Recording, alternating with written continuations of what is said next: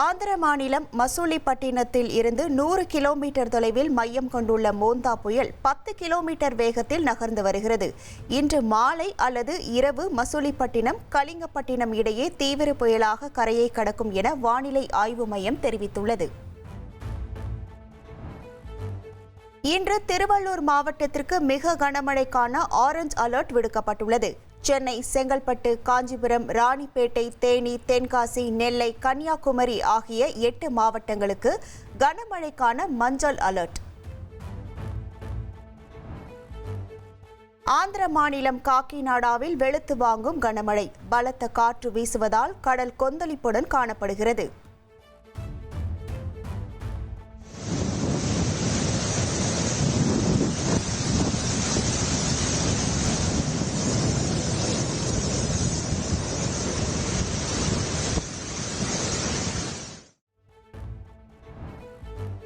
மோந்தா புயல் கரையை நெருங்கி வரும் நிலையில் ஆந்திராவில் முன்னெச்சரிக்கை நடவடிக்கைகள் தீவிரம்.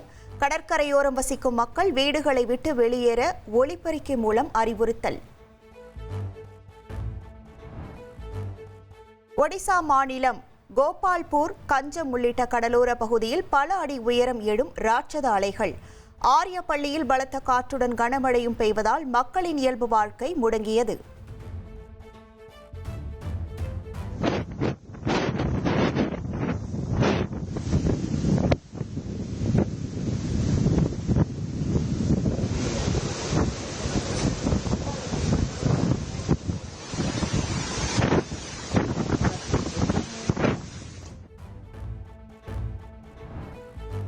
சென்னை, எண்ணூர், காட்டுப்பள்ளி துறைமுகங்களில் 4ஆம் எண் புயல் எச்சரிக்கை கூண்டு ஏற்றப்பட்டுள்ளது.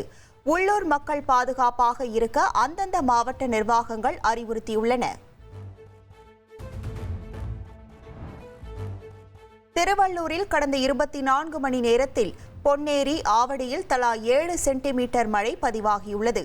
ஊத்துக்கோட்டையில் 6 சென்டிமீட்டர், சோழவரம், செங்குன்றத்தில் தலா 5 சென்டிமீட்டர் மழை பதிவானது.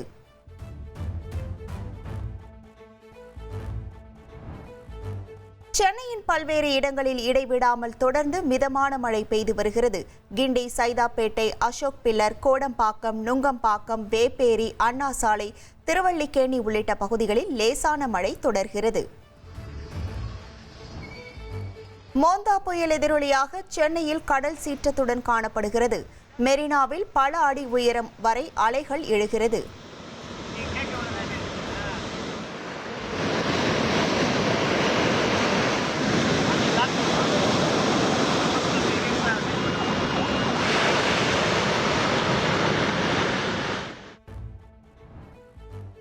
ஆந்திரா மாநிலம் பிச்சாட்டூர் அணைக்கு நீர்வரத்து உயர்ந்ததை தொடர்ந்து 400 கன அடி உபரி நீர் வெளியேற்றப்படுகிறது.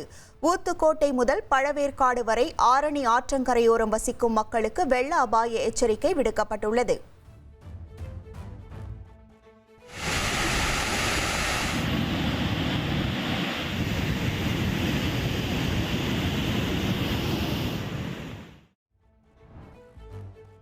தொடர் மழையால் காஞ்சிபுரம் பாலாற்றில் வெள்ளப்பெருக்கு ஏற்பட்டுள்ளது. பாலாற்றங்கரையோரம் உள்ள 30 கிராமங்களுக்கு வெள்ள அபாய எச்சரிக்கை விடுக்கப்பட்டுள்ளது.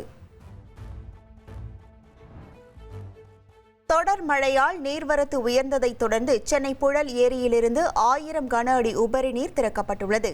கரையோரம் வசிக்கும் மக்கள் பாதுகாப்பாக இருக்க மாவட்ட நிர்வாகம் அறிவுறுத்தியுள்ளது. சென்னைக்கு குடிநீர் வழங்கும் 6 ஏரிகளில் 77% நீர் இருப்பு உள்ளது. தொடர் மழையால் விரைவில் ஏரிகள் முழு கொள்ளளவை எட்டும் என எதிர்பார்க்கப்படுகிறது. நெல் ஈரப்பதம் குறித்து கடலூர், களையூர், தூக்கணம்பாக்கம் உள்ளிட்ட இடங்களில் மத்திய குழுவினர் ஆய்வு. நேரடி நெல் கொள்முதல் நிலையங்களில் வைக்கப்பட்டுள்ள நெல்லின் ஈரப்பதம் குறித்து விவசாயிகளிடம் கேட்டறிந்து வருகின்றனர். திருவாரூர் மாவட்டம் கோவில்வெண்ணி கிராமத்தில் அரசு நேரடி நெல் கொள்முதல் நிலையத்தில் மத்திய குழுவினர் ஆய்வு செய்தனர். நெல்லின் ஈரப்பதம், கொள்முதல் செய்யப்பட்ட நெல்லின் அளவு உள்ளிட்டவை குறித்து ஆய்வு.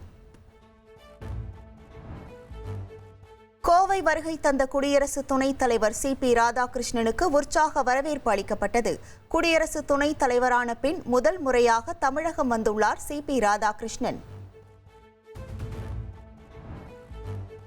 என் வாக்குச்சாவடி வெற்றி வாக்குச்சாவடி என்ற தலைப்பில் முதலமைச்சர் ஸ்டாலின் தலைமையில் திமுக நிர்வாகிகளுக்கு பயிற்சி கூட்டம் நடைபெறுகிறது. செங்கல்பட்டு மாவட்டம் மாமல்லபுரத்தில் நடைபெறும் பயிற்சியில் திமுக எம்எல்ஏக்கள், எம்பிக்கள், மாவட்ட செயலாளர்கள் என 3000 பேர் பங்கேற்றுள்ளனர். தமிழகத்தில் 2026இல் திராவிட மாடல் 2.0 ஆட்சி என முதலமைச்சர் ஸ்டாலின் நம்பிக்கை தெரிவித்துள்ளார்.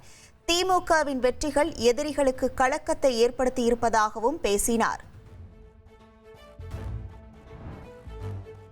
விவசாயிகள் கஷ்டப்பட்டு உழைத்து விளைவித்த நெல்மணிகள் அரசின் அலட்சியத்தால் வீணாகிவிட்டதாக தவிக தலைவர் விஜய் குற்றம் சாட்டினார். கரூர் சம்பவத்திற்கு பிறகு மக்கள் பிரச்சினை தொடர்பாக தவிக தலைவர் விஜய் முதன்முறையாக அறிக்கை வெளியீடு. 2026 தேர்தலில் திமுக அரசை மக்கள் வீட்டுக்கு அனுப்பப் போவது உறுதி என தமிழக வெற்றிக் கழக தலைவர் விஜய் அறிக்கை வெளியிட்டுள்ளார். திமுக அரசு மீதான எதிர்ப்பு தமிழக மக்கள் மனங்களில் வலுத்து வருவதாகவும் விமர்சித்துள்ளார்.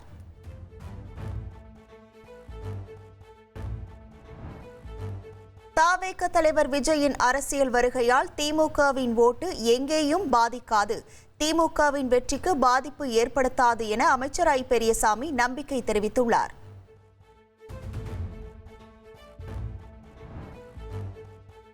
பாஜகவுடன் கூட்டணியில் சேர்ப்பதற்காக தான் விஜய் மற்றும் ஆதவ் அர்ஜுனா மீது வழக்கு பதிவு செய்யப்படவில்லை. கூட்டணிக்கு வரவில்லை என்றால் விஜய் மீது வழக்கு பதிவு செய்யப்படும் என நாம் தமிழர் கட்சியின் ஒருங்கிணைப்பாளர் சீமான் தெரிவித்துள்ளார். தமிழக வெற்றிக் கழகத்தின் சிறப்பு பொதுக்குழு கூட்டம் நவம்பர் முதல் வாரத்தில் நடைபெறவுள்ளதாக அறிவிக்கப்பட்டுள்ளது. கட்சியில் அமைப்பு ரீதியான மாற்றங்கள், தேர்தல் பணி உள்ளிட்ட முக்கிய பணிகள் குறித்தும் ஆலோசனை நடத்த திட்டம். மாமல்லபுரத்தில் நடந்த ஆறுதல் சந்திப்பின் போது தவிக தலைவர் விஜய் காலில் விழுந்து மன்னிப்பு கேட்டார். தந்தி டிவிக்கு பாதிக்கப்பட்டவர்கள் உருக்கமாக பேட்டியளித்தனர்.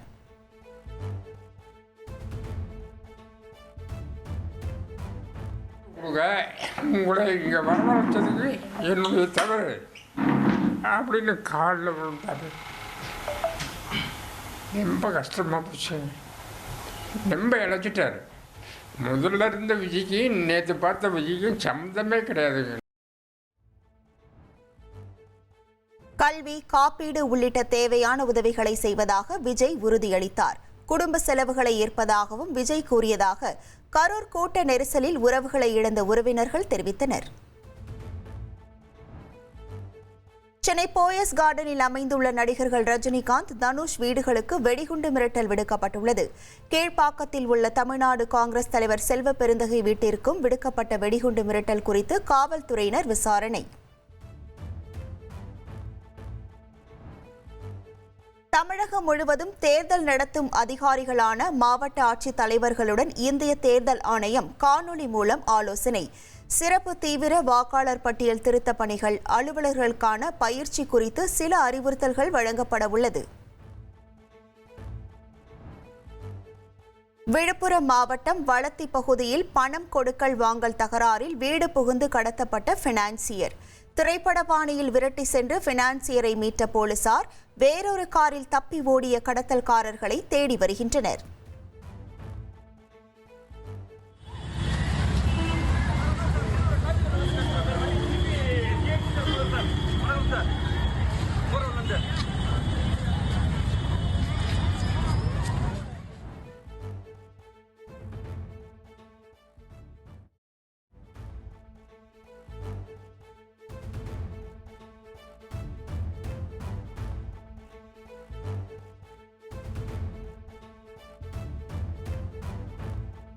சென்னையில் ஆபரண தங்கத்தின் விலை சவரனுக்கு 1200 ரூபாய் குறைந்துள்ளது. கடந்த ஒரு வாரத்தில் மட்டும் தங்கம் விலை சவரனுக்கு 8000 ரூபாய் சரிந்துள்ளது.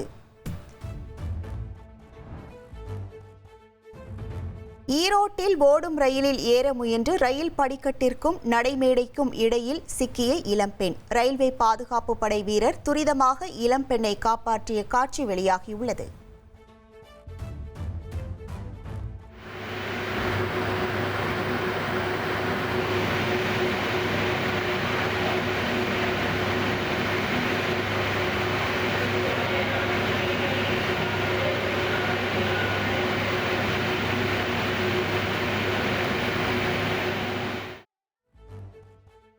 உத்தரப்பிரதேச மாநிலம் அம்ரோஹாவில் வேறொரு பெண்ணுடன் தொடர்பில் இருந்த கணவனை கையும் களவுமாக பிடித்த பெண்.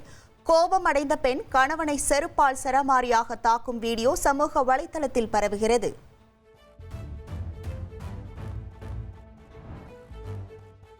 கேரள மாநிலம் செம்மாயம் பகுதியில் தொண்டையில் ஐஸ்கிரீம் சிக்கியதால் உயிருக்கு போராடிய சிறுவன். முதலுதவி அளித்து சிறுவனின் உயிரை ஒருவர் காப்பாற்றும் காட்சிகள் வெளியாகியுள்ளது.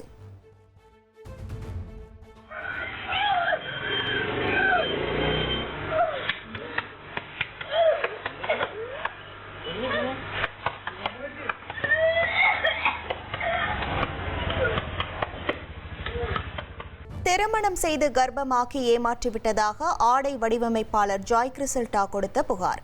சமையல் கலைஞர் மாதம்பட்டி ரங்கராஜ், ஜாய் கிறிசல்டா ஆகிய இருவரும் மாநில மகளிர் ஆணையத்தில் விசாரணைக்கு ஆஜராகியுள்ளனர்.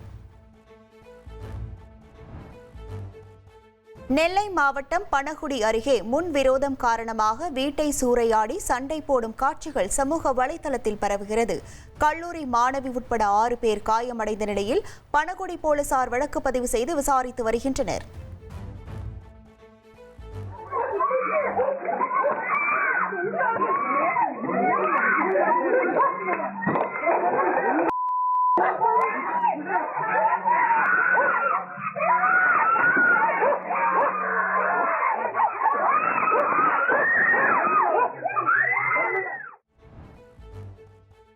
அமெரிக்கா மற்றும் ரஷ்யா இடையேயான புளூட்டோனியம் ஒப்பந்தம் ரத்து செய்யப்பட்டுள்ளது. யுக்ரைனுக்கு எதிரான போரில் ரஷ்யா மீது அமெரிக்கா கடுமையான நிலைப்பாட்டை கடைபிடிப்பதால் ஒப்பந்தத்தை அடியோடு ரத்து செய்வதற்கான மசோதாவில் ரஷ்ய அதிபர் புட்டின் கையெழுத்திட்டார்.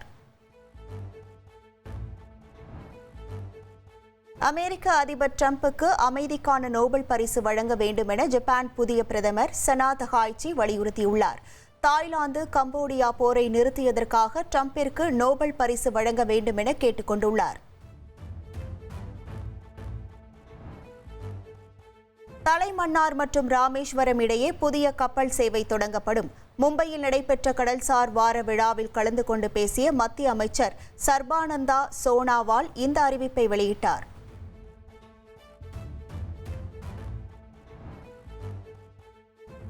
தனது புகைப்படங்களை டீப் ஃபேக் வீடியோவாக உருவாக்கி ஆபாச தளங்களில் வெளியிட்டவர்களின் மீது கடுமையான நடவடிக்கை எடுக்க வேண்டும். ஹைதராபாத் சைபர் கிரைம் போலீசில் நடிகர் சிரஞ்சீவி புகார் அளித்துள்ளார். நடிகர் அஜித் குமார் திருப்பதி ஏழுமலையானை சுப்ரபாத சேவையில் தரிசனம் செய்தார். கொட்டும் மழையிலும் அஜித்துடன் ரசிகர்கள் செல்ஃபி எடுத்து மகிழ்ந்தனர்.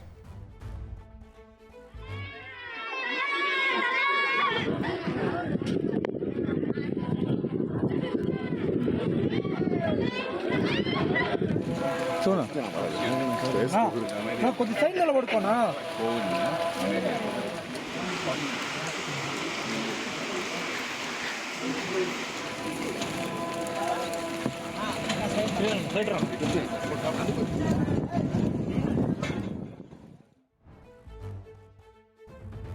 சென்னையில் இளம் பெண்ணை பாலியல் வன்கொடுமை செய்த ராபிடோ ஓட்டுநர் கைது செய்யப்பட்டுள்ளார். மதுரவாயலில் வசித்து வரும் திரிபுராவை சேர்ந்த 22 வயது இளம்பெண் ஒருவர் பள்ளிக்கரணைக்கு ராபிடோ புக் செய்து சென்றுள்ளார். வழியில் அந்த பெண்ணை ராபிடோ ஓட்டுநர் பாலியல் வன்கொடுமை செய்ததாக கூறப்படுகிறது. இதுகுறித்து பெண்ணின் கணவர் புகார் அளித்த நிலையில் ராபிடோ ஓட்டுநரான சிவகுமாரை போலீசார் கைது செய்தனர்.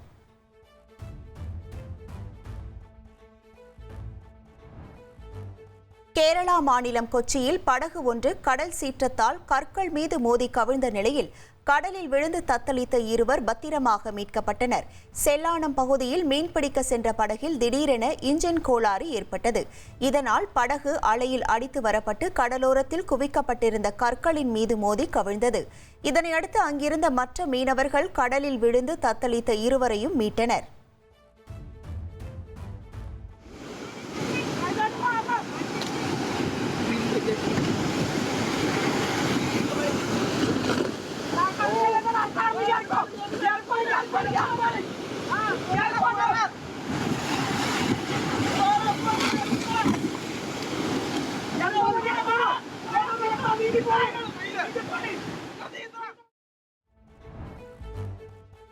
மகாராஷ்டிரா மாநிலம் புனேயில் அல்-கொய்தாவுடன் தொடர்பில் இருந்ததாக சுபைர் என்ற சாஃப்ட்வேர் இன்ஜினியரை போலீசார் கைது செய்தனர். அவர் சமூக வலைதளங்கள் மூலம் தீவிரவாதிகளுடன் தொடர்பில் இருந்ததாகவும், அல்-கொய்தா தொடர்புடைய தடை செய்யப்பட்ட ஆவணங்கள் மற்றும் மின்னணு சாதனங்கள் அவரது வசம் இருந்து பறிமுதல் செய்யப்பட்டதாகவும் அதிகாரிகள் தெரிவித்துள்ளனர். சுபைர் மீது தீவிரவாத எதிர்ப்பு சட்டத்தின் கீழ் வழக்கு பதிவு செய்து விசாரணை நடைபெற்று வருகிறது. பாங்காக்கிலிருந்து டெல்லிக்கு விமானத்தில் கஞ்சா கடத்தி வந்த பயணி கைது செய்யப்பட்டார். இந்திரா காந்தி விமான நிலையத்திற்கு வந்த பயணிகளிடம் சோதனை நடத்தப்பட்டது. அப்போது ஒருவர் மறைத்து வைத்திருந்த 2.5 கிலோ கஞ்சாவை சுங்கத்துறை அதிகாரிகள் பறிமுதல் செய்தனர். ராஜஸ்தானில் அரசு மற்றும் தனியார் பள்ளி மாணவர்களுக்கு ஒரே மாதிரியான சீருடை வழங்க ராஜஸ்தான் அரசு முடிவு செய்துள்ளது. மேலும் மாணவர்களைப் போல ஆசிரியர்களுக்கும் சீருடை வழங்க பரிசீலிக்கப்பட்டு வருவதாகவும் அம்மாநில அரசு கூறியுள்ளது. இந்த புதிய விதிமுறை அடுத்த கல்வியாண்டிலிருந்து அமலாகும் என்று தெரிவிக்கப்பட்டுள்ளது. இதற்கிடையே அரசின் இந்த முடிவுக்கு தனியார் பள்ளிகளின் கூட்டமைப்பு எதிர்ப்பு தெரிவித்துள்ளது. கேரள மாநிலம் மலப்புரம் அருகே கார் தீப்பிடித்து எரிந்ததில் படுகாயமடைந்தவர் சிகிச்சை பலனின்றி உயிரிழந்தார். மலப்புரம் அடுத்த தேஞ்சி பாலம் பகுதியைச் சேர்ந்த ஆதில் ஆரிஃப் கான் வெளியே சென்று வந்து தனது வீட்டில் காரை நிறுத்தியுள்ளார். அப்போது கார் திடீரென தீப்பிடித்து எரிந்ததால் வெளியே வர முடியாமல் ஆரிஃப் கான் சிக்கிக் கொண்டார். பின்னர் படுகாயங்களுடன் மீட்கப்பட்ட அவர் மேல் சிகிச்சைக்காக டெல்லி எய்ம்ஸ் மருத்துவமனையில் அனுமதிக்கப்பட்ட நிலையில் சிகிச்சை பலனின்றி உயிரிழந்தார். கார் தீப்பிடித்து எரிந்ததற்கான காரணம் குறித்து போலீசார் விசாரணை மேற்கொண்டு வருகின்றனர். உத்தரப்பிரதேசத்தில் நடைபெற்ற சாத் பூஜையின் போது ஒரு படகு கவிழ்ந்ததில் 3 சிறுவர்கள் நீரில் மூழ்கி உயிரிழந்தனர். சந்தௌலி மாவட்டத்தில் நடைபெற்ற சாத் பூஜையில் 6 சிறுவர்கள் ஒரு படகில் ஏறி வேடிக்கை பார்த்துள்ளனர். அப்போது எதிர்பாராத விதமாக படகு கவிழ்ந்தது. இதில் 6 பேர் மூழ்கிய நிலையில் 3 பேர் உயிரிழந்தனர்.